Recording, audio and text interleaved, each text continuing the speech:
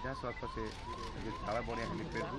लोकभवन रही लोकभवन को जी से रात्रयापन करेंगे और सांगे रथ उपस्थित रही राज्यपाल हरिबाबू खम्बापति ता सहित मुख्यमंत्री जी मोहन चरण माझी उपस्थित अच्छा एठारू कड़ा सुरक्षा बल भितर सीधा सड़क जो ताल बणिया हेलीपैड सीधा सड़क से लोकभवन को जी और जो राष्ट्रपति जो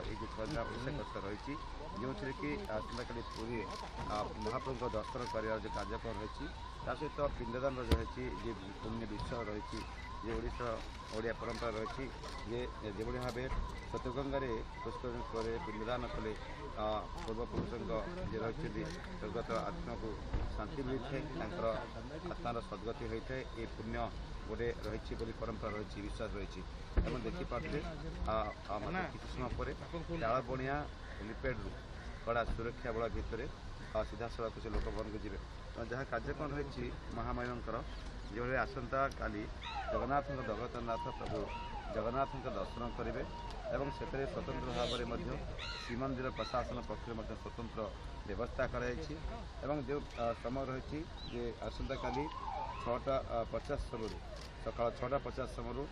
पूरी लोकभवन बाहरी सीधा सड़क से